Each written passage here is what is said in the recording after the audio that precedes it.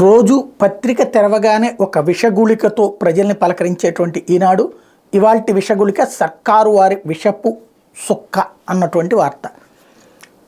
వీళ్ళు ఒక సర్వే చేశారట, ప్రజలు దాంట్లో చెప్పారట మద్యంలో జగన్ ప్రభుత్వం అమ్మే మందు హానికరమైంది, నాసిరకమైంది అని 251 మంది చెప్పారంట. మద్యంతో తీవ్ర అనారోగ్యాలు బారిన పడుతున్న 206 మంది చెప్పారంట. జే బ్రాండ్తో హానికర రసాయనాలు ఉన్నాయని 218 మంది చెప్పారట.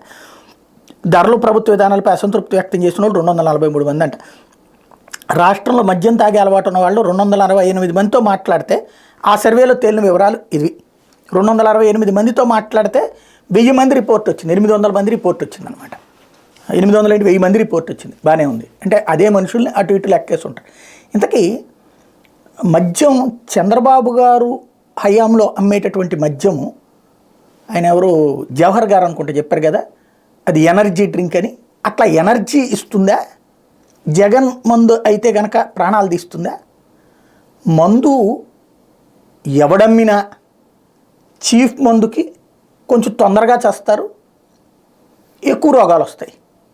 కాస్ట్లీ మందుకి కొద్దిగా లేటుగా చేస్తారు, తక్కువ రోగాలు వస్తాయి. ఇది తక్కువ టైంలో, ఎక్కువ టైంలో ఎప్పుడైనా సరే వచ్చేది వస్తాయి. మందు అనేటువంటిది హానికరం అన్నటువంటిది ఓపెన్. రోజు అట్టి సినిమాలు బిగించేయగానే ఎందుకు పెడుతున్నారు? మందు మీద రాస్తున్నారు కదా. అదేదో చంద్రబాబు గారి మందు అయితేనేమో అద్భుతం, జగన్ మందు అమ్మితేనేమో మైనస్సు అని రాసుకోండి. బెల్ట్ షాపులు పెట్టి, పర్మిట్ రూములు పెట్టి, ఇంటి దగ్గర కూర్చుని తాగండ్రా నాయన అని చెప్తే అది నీతి అయింది. అవి రద్దు చేసి గవర్నమెంట్ ఆధ్వర్యంలో షాపులు పెడితే బూత్ అయింది. అసలు ఓవరాల్గా మద్య నిషేధం అన్నటువంటి మాట చెప్పి మాట తప్పాడు జగన్ అని రాయడంలో తప్పేలే. దశలవారి మద్య నిషేధం అని మాట తప్పాడు. చంద్రబాబు చేత మద్య నిషేధం చేపిస్తామని చెప్పగలిగితే అది ఒకనాటి ఈనాడు స్ఫూర్తి, మద్య నిషేధ స్ఫూర్తి. ఇప్పుడు మందులో ఏది మంచి మందు, ఏది చెడ్డ మందు అని రాసుకునే స్థితికి ఎదిగారా దిగజారారా అన్నటువంటిది.